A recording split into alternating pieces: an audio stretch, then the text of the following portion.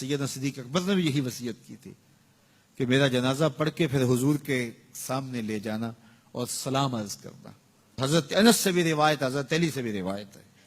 حضرت صدیق اکبر کی وصیت تھی حضور کے پاس لے جانا اور حضور سے اجازت مانگنا، اجازت مل جائے تو قدموں میں دفن کر دینا ورنہ جنت البقیع میں۔ تو حضرت علی المرتضیٰ اور حضرت انس روایت کرتے ہیں کہ ایسا ہی ہوا کہ ہم نے جنازہ اٹھایا، پڑھا اور پھر حضور کے مواجہ انور کے سامنے رکھ دیا اور سارے ہاتھ باندھ کے عرض کرتے یا رسول اللہ ھذا ابو بکر یستاذنک،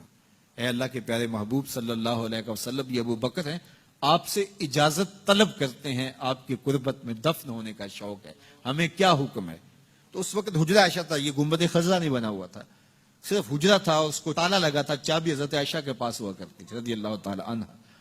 تو تالا لگا ہوا تھا اور لوگوں نے رکھ کے یہ عرض کیا، تو پھر کیا ہوا کہ وہ تالا خود بخود کھلا، پھر کنڈی بھی خود بخود کھلی اور پھر جو دروازہ تھا وہ خود بخود کھلا اور اندر سے آواز آئی اوصل الحبیب الی الحبیب لان الحبیب الی الحبیب مشتاق، یار کو یار سے ملا دو، یار تو پہلے یار کا انتظار کر رہا ہے۔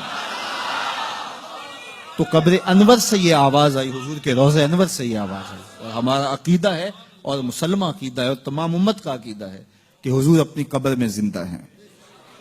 یہ بعد میں فتنہ پیدا ہوا حضور علیہ السلام کے حوالے سے، یہ جو معاذ اللہ میری زبان وہ بوجھ نہیں اٹھاتی جو لوگ کہتے ہیں، یہ حضرت شیخ عبد الحق محدث دہلوی علیہ رحمہ نے لکھا ہے تتمہ مدارج النبوہ میں۔ آپ کہتے ہیں اللہ کا شکر ہے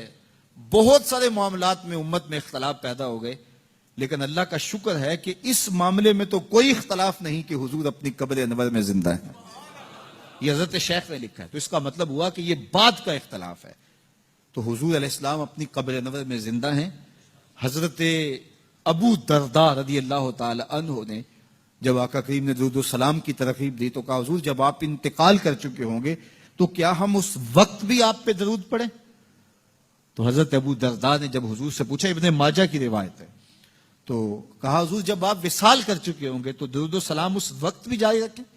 تو آقا کریم علیہ السلام نے ارشاد فرمایا انما حرم علی الارض ان تاکل اجساد الانبیاء فنبی اللہ حی یرزق، فرمایا ہاں بعد میں بھی میرے پر درود جاری رکھنا، اللہ نے مٹی پہ حرام کر دیا ہے کہ وہ نبیوں کے جسم کو کھائے، نبی قبروں میں زندہ ہوتے ہیں ان کو رزق دیا جاتا ہے۔ میرے حضور نے کہا نا ارسلت الی الخلق کافہ، میں تمام مخلوق کا رسول بنا کے بھیجا ہوں، تمام مخلوق کا، صرف انسانوں کا نہیں، تمام مخلوق، ارسلت الی الخلق کافہ، تمام مخلوقات کا رسول ہو۔ تو حضور مٹی کے بھی رسول ہیں، تو کیا مٹی اپنے رسول کو کھا جائے گی؟ یہ کیسے ہو سکتا ہے؟ تو مٹی کے اوپر حرام ہے، یہ لفظ ہے انما حرم علی الارض ان تاکل اجساد الانبیاء، اللہ نے مٹی پر حرام کر دیا کہ وہ نبیوں کے جسم کو کھائے۔ فنبی اللہ حی یرزق، یہ سیاستہ کی روایت پڑھ رہا ہوں، نبی اپنی قبروں میں زندہ ہوتے اور انہیں رزق بھی دیا جاتا۔